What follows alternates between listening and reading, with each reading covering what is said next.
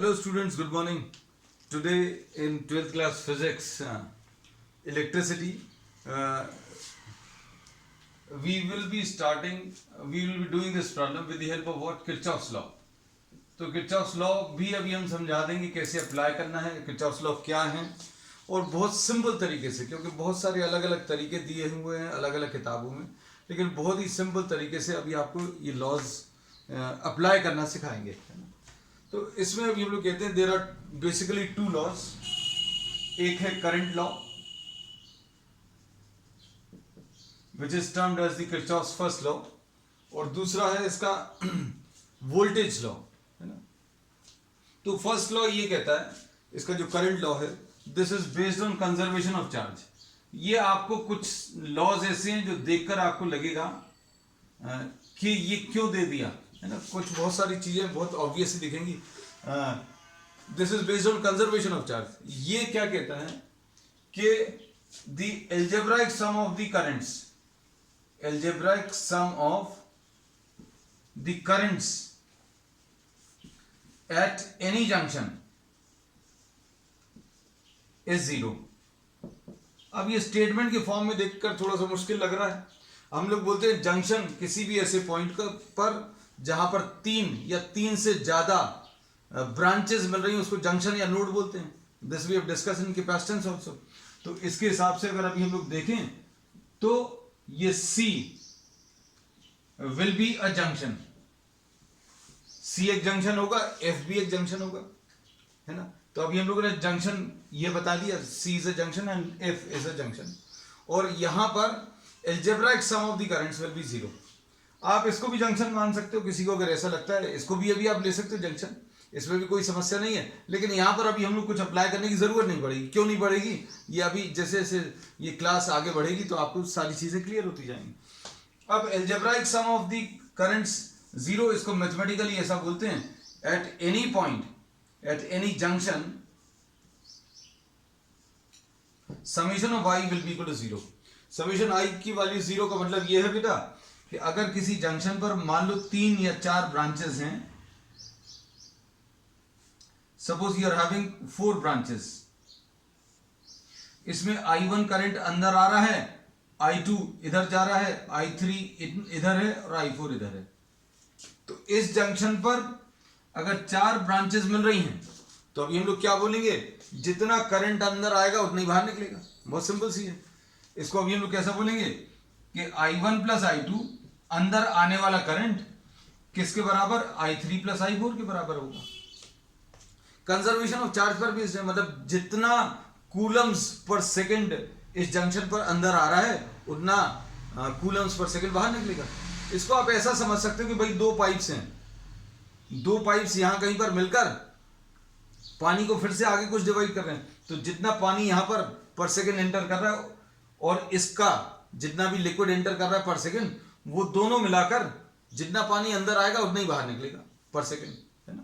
तो अभी हम लोग इसमें बोलेंगे कहीं पर भी कोई अक्यूमुलेशन ऑफ चार्ज अगर नहीं है, कहीं पर भी अक्यूमुलेशन ऑफ चार्ज अगर नहीं है तो क्या होगा, जितना चार्ज अंदर आ रहा है पर सेकंड उतना ही बाहर निकलेगा।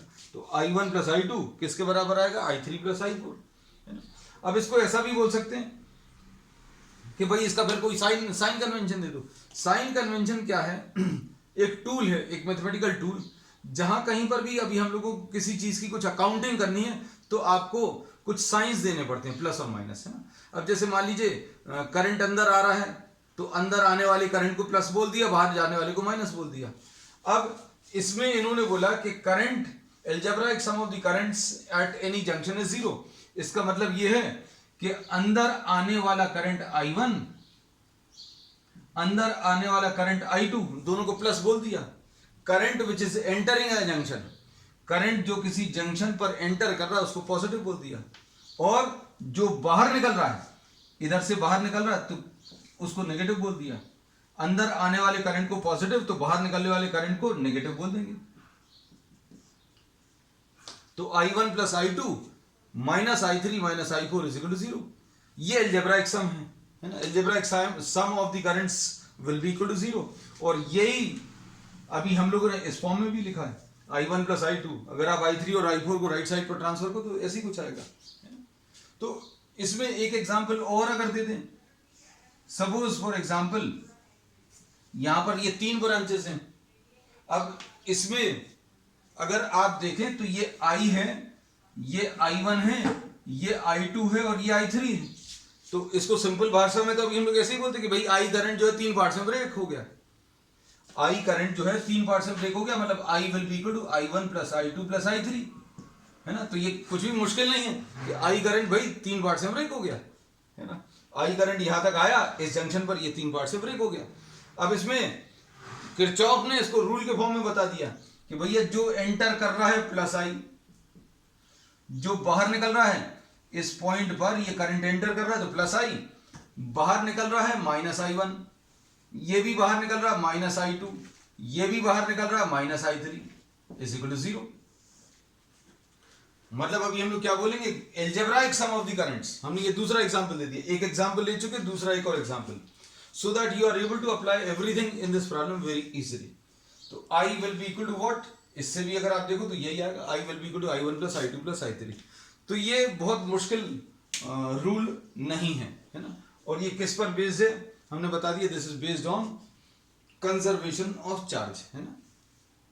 अब इसके बाद सेकेंड लॉ है वो पोटेंशियल डिफरेंसेस से रिलेटेड है। अब पोटेंशियल डिफरेंसेस से रिलेटेड कैसा है, अब वो इसको समझो, Kirchhoff second law.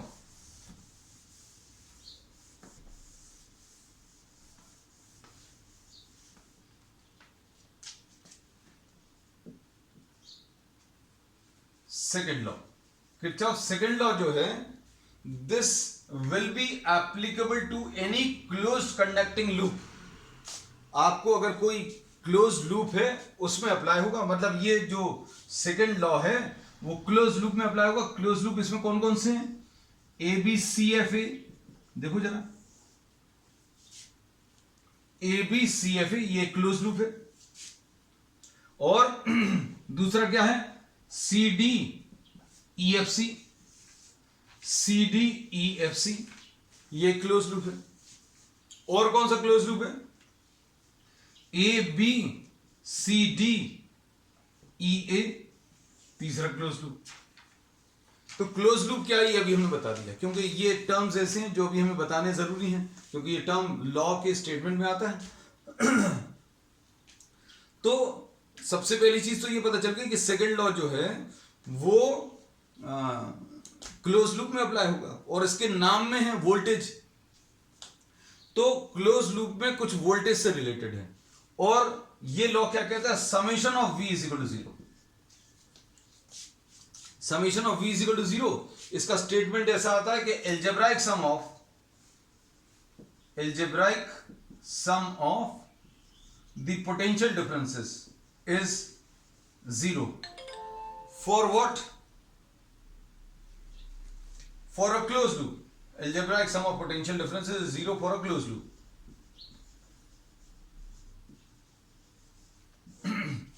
Close loop के लिए algebraic sum of the potential differences 0 है। अब पोटेंशियल डिफरेंसेस अभी हम लोगों को मालूम है, हमने आपको ये बताया था कि कहीं कहीं पर पोटेंशियल ड्रॉप होता है, कहीं पर राइज होता है ना। कहीं पर पोटेंशियल ड्रॉप होगा, कहीं पर पोटेंशियल राइज होगा। अब इसमें भी एक साइन कन्वेंशन है। साइन कन्वेंशन बहुत अलग अलग टाइप के अलग अलग किताबों में दिए हुए हैं। किसी भी चीज में कंफ्यूज मत होना, आपको जो भी सूट करे वो यूज करना। हम कोशिश ये करेंगे कि आपको एक सिंपल सा कॉन्सेप्ट बता दें, ऐसा सिंपल कॉन्सेप्ट वो आपको याद भी रहेगा और आप सब जगह अप्लाई भी कर पाएंगे, है ना। तो हमारा जो साइन कन्वेंशन है, हम इसमें सिर्फ एक ही चीज बोलते हैं कि potential rise is taken as positive. हम बार बार ये बोलते हैं कि साइन कन्वेंशन की आपको जरूरत कब है, जब दो टाइप की चीजें हो रही हैं, मतलब पोटेंशियल राइज हो रहा हो, ड्रॉप हो रहा हो, है ना। तो अब आप किसी एक को प्लस और किसी एक को माइनस बोलेंगे। तो अब हमने क्या बोला, पोटेंशियल राइज पॉजिटिव है, मतलब क्या है, इसका दूसरा मतलब अपने आप आ गया, पोटेंशियल ड्रॉप इज नेगेटिव। और इसको याद रखना भी मुश्किल नहीं है भाई, अगर आप राइज कर रहे हैं तो प्लस हो रहा है ना। आपके अगर मार्क्स पहले से बढ़ गए अगर, तो क्या हुआ, अब हम लोग उसमें जो चेंज आएगा वो क्या बोलेंगे, पॉजिटिव आएगा, मतलब आप राइज कर रहे हो, तो potential rise is taken as what, positive. ऐसा याद रखिएगा कि भाई अगर आपके नंबर बढ़ रहे हैं, मार्क्स का जो राइज है, मार्क्स जो रेज हो रहे हैं, वो क्या कर रहा है, वो आपका परफॉर्मेंस इंक्रीज कर रहा है, so potential rise is taken as positive.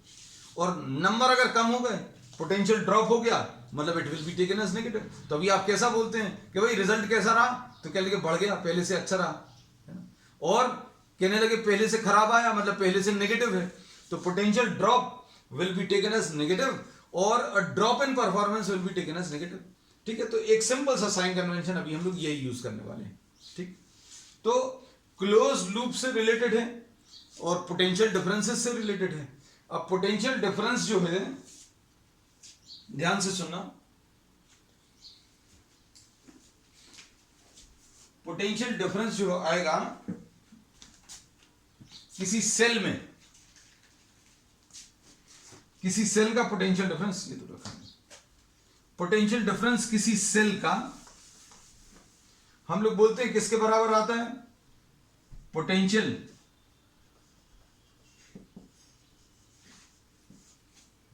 For sales. ये लिखा हुआ रहता है, ये देखो ये लिखा हुआ है, this is what, this will be equal to what, the EMF जो दिया रहेगा।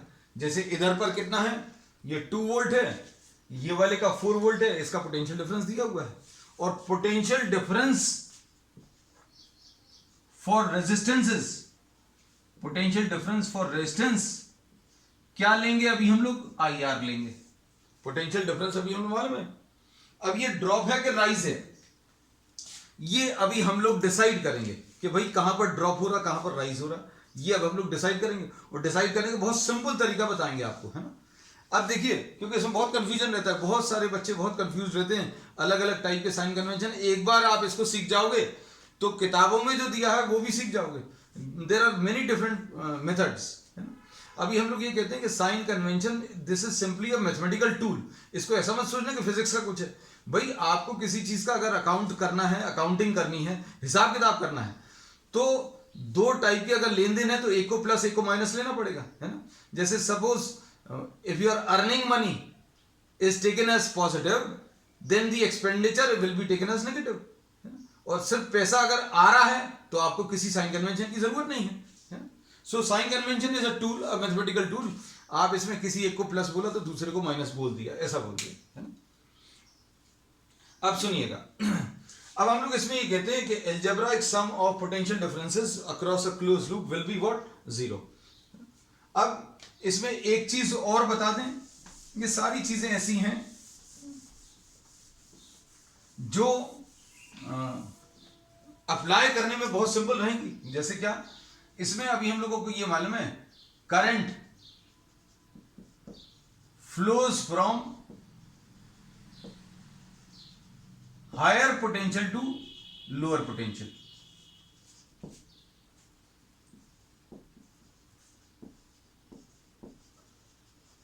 करंट कहां से कहां फ्लो करता है, हाई पोटेंशियल से लो पोटेंशियल।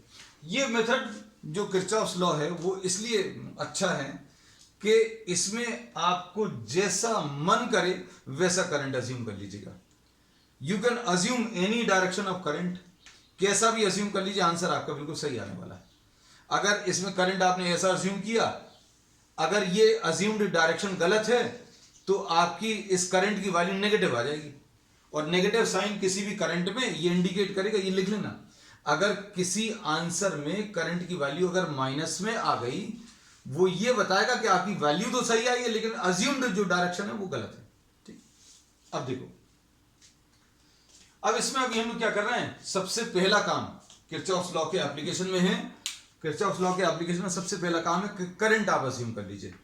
करंट कैसा अज्यूम कर सकते हैं, ये देखो बेटा अच्छे समझना।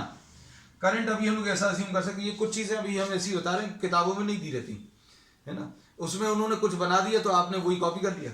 भाई आप ऐसा अज्यूम कर लो कि ये करंट आई 2 पार्ट्स में ब्रेक हो रहा है, यहां पर इस जंक्शन पर। हमने पूरी एलिमेंट्स नहीं बनाए, हम सिर्फ आपको पॉसिबिलिटीज बनाकर बता रहे हैं। ये करंट आई 2 पार्ट्स में ब्रेक हुआ, I1 आ गया, ये I2 आ गया। अब अगर ये I2 है तो ये I2 ही बना रहेगा, कब तक बना रहेगा? जब तक ब्रांचिंग नहीं आएगी। अब ये I2 करंट यहां पर कंबाइन होकर क्या बन जाएगा? I current. I1 और I2 मिलकर I करंट आ जाएगी। एक तरीका ये है अज्यूम करने का। और मान लीजिए आपको ऐसा नहीं अज्यूम करना, आप ऐसा कुछ अज्यूम कर सकते हो। इसमें कैसा? You can assume this to be I, ऐसा I अज्यूम कर लो, इसमें I1 ऐसा कुछ आ रहा है, इसमें I2 ऐसा कुछ आ रहा है। ये I2 पूरे में सेम रहेगा और ये I1 और I2 फिर से कंबाइन होकर I आ जाएंगे। तो अभी हमने बोला you are free to decide any direction, आपको जो डायरेक्शन लेना वो डायरेक्शन ले सकते हैं। ठीक है, अब देखो बेटा करना क्या है। हाँ, किसी के मन में अगर ऐसा आया कि भाई हमें करंट ऐसा डिवाइड हो रहा है, नहीं लेना, आप ऐसा भी कुछ ले सकते हैं। देखो हम सारी पॉसिबिलिटीज इसलिए बता दे रहे क्योंकि ऐसी चीजें किताबों में नहीं दी रहती। बच्चों के मन में आता कि भाई इन्होंने ऐसा क्यों अज्यूम कर लिया, तो हमने आपको ये चीज क्लियर कर दी, you are free to select any direction, आपको जैसा अज्यूम करना। भाई ये I ले लिया, ये I करंट यहां पर I1 में चला गया, ये I2 चला गया, ये I1, ये I1, ये I2, ये I2, ये I1 और I2 मिलकर I करंट बन जाएंगे।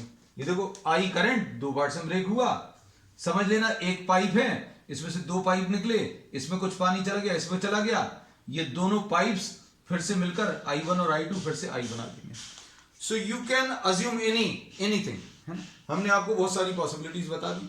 अब ये चीज अभी आप देखिएगा कि you will not find this in any book, है ना। उन्होंने जो बनाकर दिखा दिया वैसा ही बना रहता। सो यू आर, तो सबसे पहला जो डाउट ये जो बच्चों का रहता है किरचॉफ्स लॉ में कि डायरेक्शन ऐसा क्यों अज्यूम किया, वो क्लियर कर दिया कि you are free to select any direction, आप जो चाहें वो डायरेक्शन अज्यूम कर लें।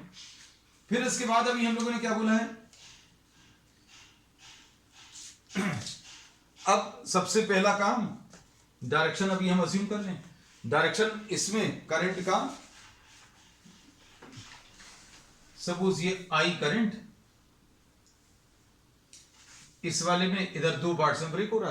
अब क्वेश्चन को अच्छे से समझना बेटा, इसमें I1 करंट चला गया, इसमें I2 करंट चला गया, इसमें I2 अभी भी आ रहा है, इधर भी I2, इधर भी I2। करंट तब तक चेंज नहीं होगा जब तक ब्रांच नहीं आएगी।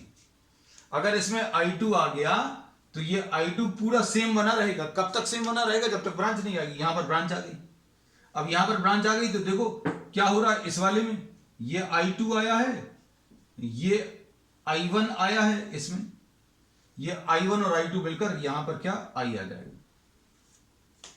तो आपने अनइंटेंशनली क्या किया है, सी पॉइंट पर किरचॉफ्स फर्स्ट लॉ लगा ही दिया। क्या कि I जो है, I is equal to what, I1 plus I2। ये कहां पर है? एट सी पर, एट जंक्शन सी। फिर अगला काम क्या है, करंट फ्लोज फ्रॉम, करंट जो फ्लो करेगा वो कहां से कहां फ्लो करेगा? हायर पोटेंशियल से लोअर पोटेंशियल। करंट कहां से कहां फ्लो करेगा? हायर पोटेंशियल से लोअर पोटेंशियल। तो अगला काम क्या है, आप जितने भी रेजिस्टेंस दिख रहे हैं उनमें करंट का डायरेक्शन देखते हुए आप हायर पोटेंशियल और लोअर पोटेंशियल आइडेंटिफाई करो। भाई इसमें अगर आपने करंट ऐसा अज्यूम किया तो करंट कैसा फ्लो करता है, ये लिखा हुआ है, करंट कैसा फ्लो करता है? हायर पोटेंशियल से लोअर पोटेंशियल। हायर पोटेंशियल से लोअर पोटेंशियल मतलब ये वाला पॉइंट जो है हायर पोटेंशियल पर रहेगा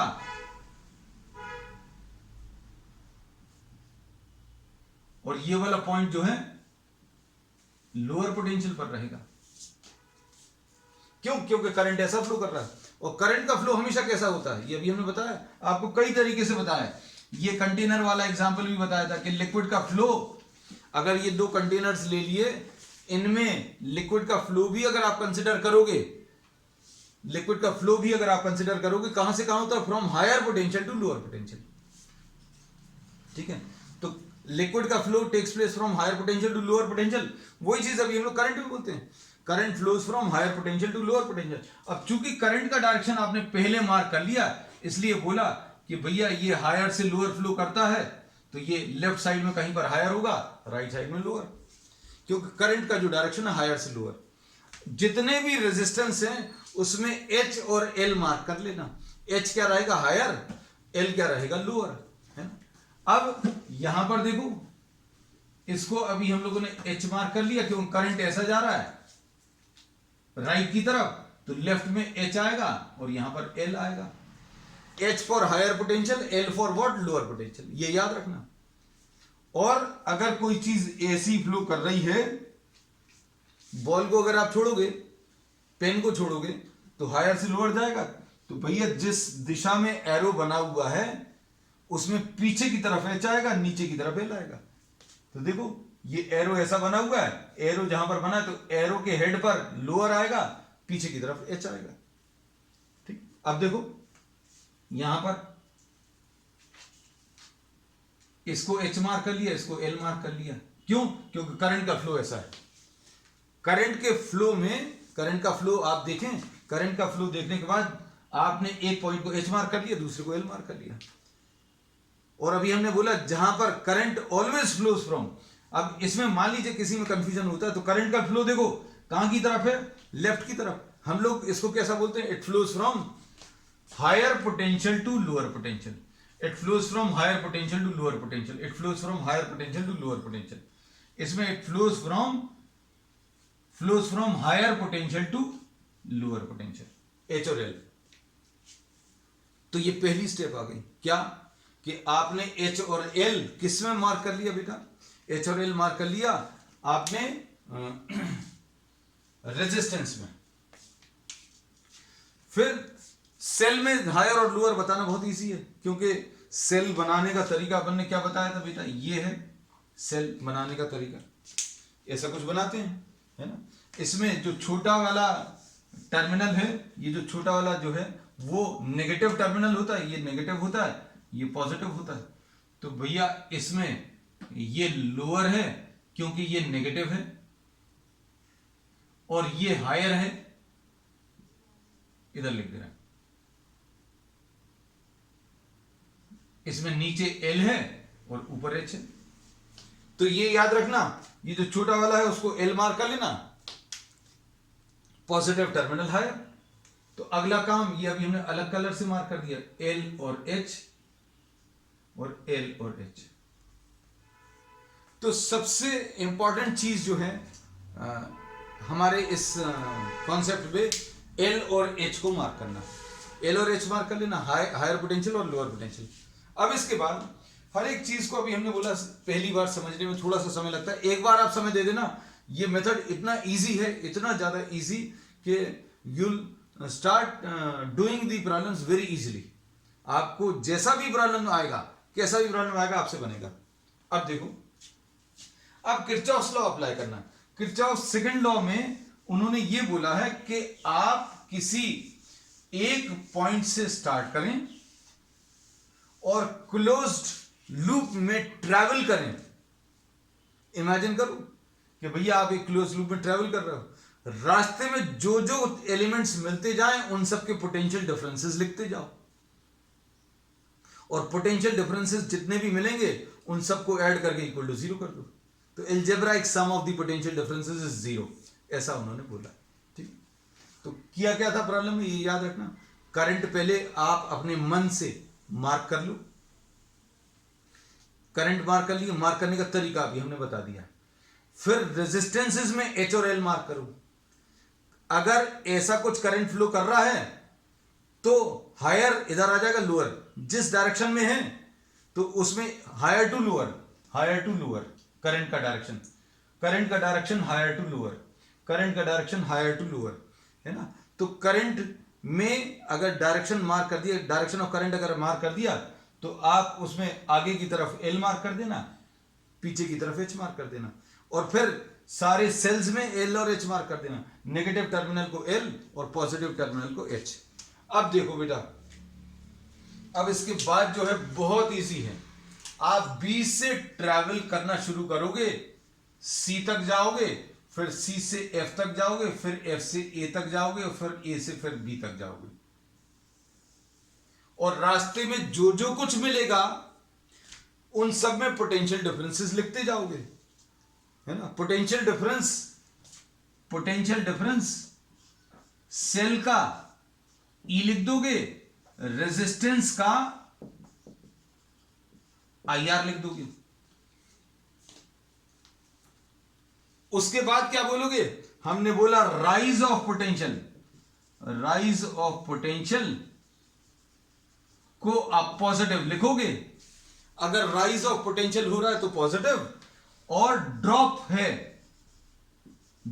ऑफ पोटेंशियल को नेगेटिव।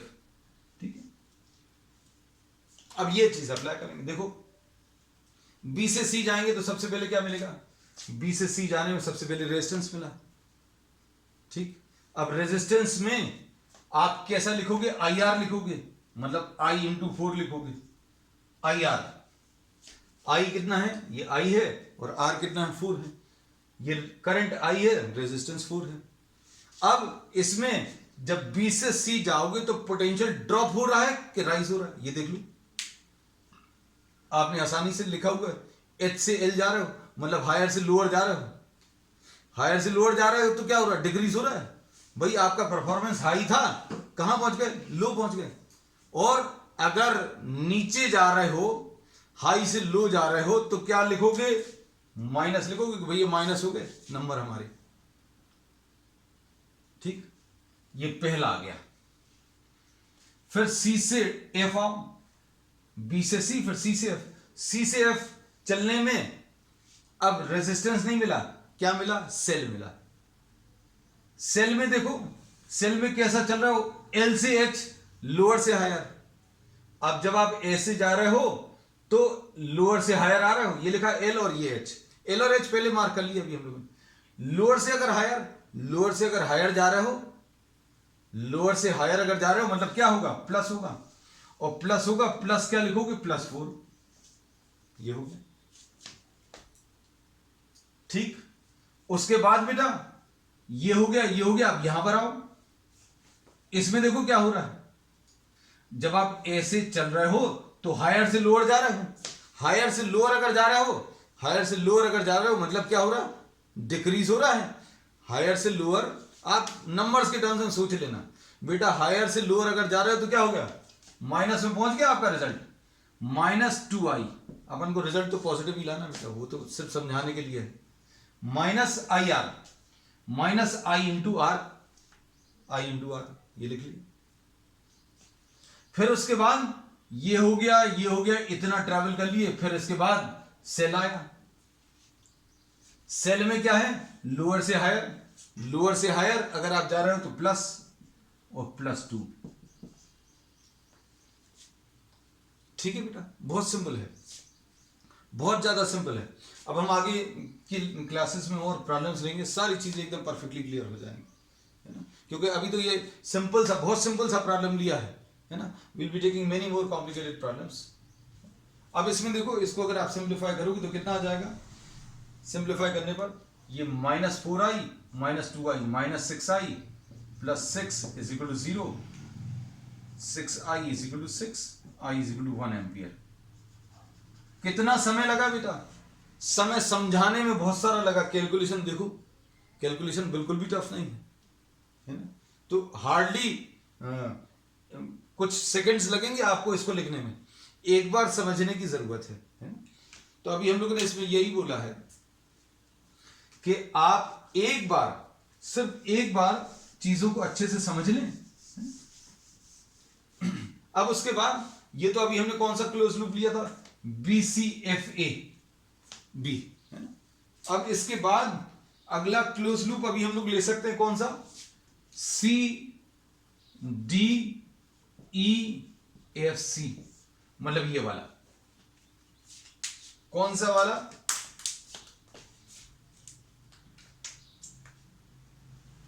ये वाला क्लोज लूप लिया है ना। अब इसमें देखो बेटा, इसमें सबसे पहले क्या मिलेगा, सबसे पहले रेजिस्टेंस मिला। रेजिस्टेंस में जब आप ऐसे चल रहे हो तो ये याद रखना कैसा चल रहा हो, एच से एल, हायर से लोअर, हायर से लोअर अगर जा रहे हो मतलब क्या हो रहा है, डिक्रीज हो रहा है। और डिक्रीज को अभी हम लोग क्या माइनस बोलते हैं, और सभी लोग माइनस बोलते हैं, -2 इंटू I2, ऐसा कुछ आएगा। Rise in potential positive, fall in potential negative.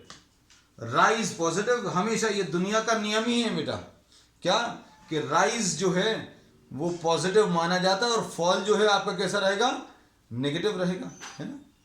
अब देखो इसमें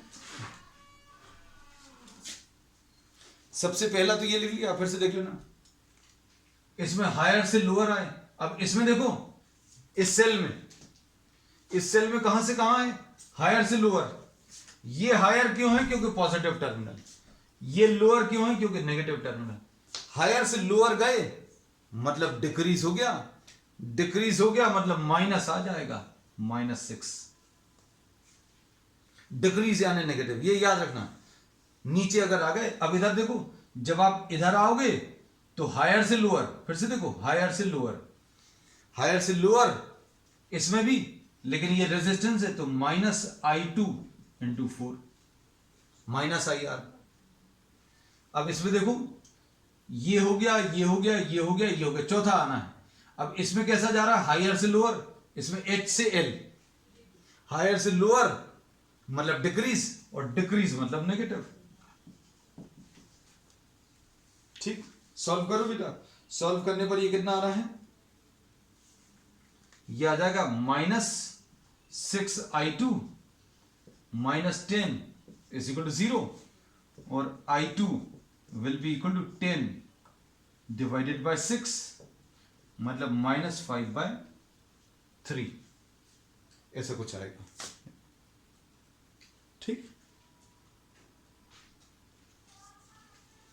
तो करंट इसमें जो है I2 नेगेटिव आया, करंट I2 जो है नेगेटिव आया, जो कि क्या बताएगा, वो ये बताएगा कि direction, the assumed direction of current is not correct. जो आपने करंट का डायरेक्शन अज्यूम किया था वो सही नहीं है ना, अभी हम ठीक करके बताएंगे। अब इसमें I = I1 + I2 ये तो लिया था, I = I1 + I2, तो I कितना है बेटा, 1 है, I1 कितना है, I1 निकालना है, माइनस और प्लस I2 कितना, -5/3, तो कितना आ जाएगा, I1 की वैल्यू 1 + 5/3 यानी 8/3। I1 की वैल्यू कितनी आ गई, 8/3, है ना। अब इसमें देखो हम एक बार आपको सारी चीजें, अभी हम लोगों ने आज एक्चुअल में किया क्या है, करंट्स आ गए, सब कुछ हो गया, प्रॉब्लम सॉल्व हो गया। अब सिर्फ 2 मिनट और एक्स्ट्रा भी हम दे रहे हैं, किसमें, आप चीजों को समझने की कोशिश करो क्या किया। इसमें करंट का डिस्ट्रीब्यूशन कैसे करना है, अभी हमने बहुत सारे तरीके बताए, आपको जैसा मन करे वैसा करंट अज्यूम कर लेना। और करंट का डायरेक्शन मार्क करने के बाद अगला मेन स्टेप है, मेन स्टेप हम उसको इसलिए बोलते हैं क्योंकि उसी पर सब कुछ डिपेंड करेगा। जिस डायरेक्शन में करंट फ्लो कर रहा है, जिस डायरेक्शन में भी करंट फ्लो कर रहा है, इसके अपर साइड में H मार्क कर दो, और जिधर की तरफ जा रहा है उधर L मार्क कर दो। करंट ऐसा जा रहा था, इसको H और इसको L। करंट इसमें ऐसा जा रहा था, यहां पर H, यहां पर L। फ्लो को याद रखना, अगर ऐसा जा रहा है करंट, ऐसा कुछ या कोई भी चीज ऐसी फ्लो कर रही है तो ऊपर H रहेगा, जहां की तरफ जा रहा है वो L रहेगा, जहां की तरफ जा रहा है वो L। करंट यहां की तरफ जा रहा है, ये L आएगा, ये H आएगा। फिर उसके बाद EMFs, जो भी सेल्स हैं उनमें भी L और H मार्क करना, नेगेटिव टर्मिनल को L और पॉजिटिव टर्मिनल को H। ठीक, नेगेटिव टर्मिनल को L और पॉजिटिव को H, नेगेटिव टर्मिनल को L, पॉजिटिव टर्मिनल को H। फिर क्या बोला है, राइज पॉजिटिव, फॉल नेगेटिव। अब इसमें कैसा लिखा है, इसमें देखो H से L जा रहे हैं, इसमें H से L मतलब H से L अगर जाएंगे मतलब फॉल है, तो ये लिखा है -I × 4। फिर उसके बाद L से H, लोअर से हायर, लोअर से हायर मतलब प्लस लिखा हुआ है, देखो फिर उसके बाद ये कैसा है, हम लोग ऐसा कुछ चल रहे हैं, ये याद रखना। हमें एक्चुअल में इसमें इमेजिन करना कि अभी हम चल रहे हैं इस रास्ते पर। जब इस रास्ते पर जाएंगे तो एच से एल जाएंगे, हायर से लोअर, हायर से लोअर जा रहे हैं मतलब नेगेटिव हो रहा है, तो ये -2i लिख लिया, -ir।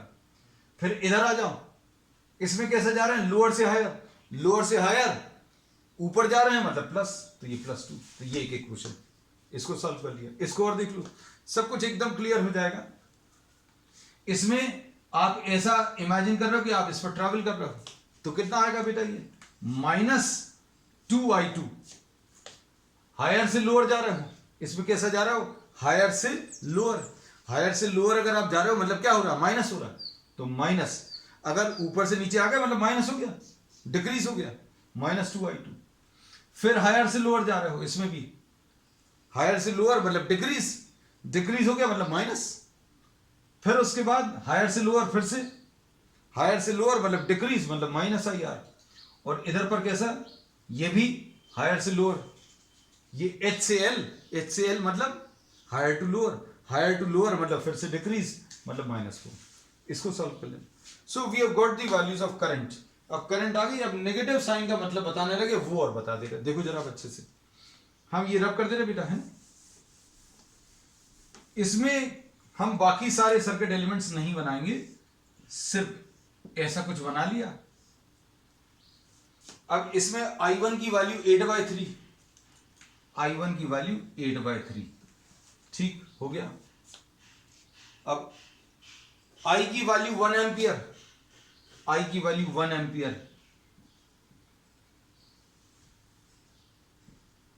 1 एम्पियर। और I2 कैसा है, -5/3। I2 ऐसा लिया था, ऐसा लिया था, लेकिन ये ऑपोजिट बनाना है, मतलब आपको करने की जरूरत नहीं है इसको ऐसा कुछ, लेकिन सिर्फ समझाने के लिए अभी हमने बता दिया। मतलब ये कितना आ जाएगा, 5/3 और 1 मिलकर 8/3 आएगा, और 8/3 दो पार्ट्स में ब्रेक होगा। These are the true values, ये सही वैल्यूज। वैल्यूज तो पहले भी सही आई थी, सिर्फ माइनस साइन का मतलब क्या है वो अभी हमने आपको लास्ट वाले डायग्राम में क्लियर कर दिया, ठीक है।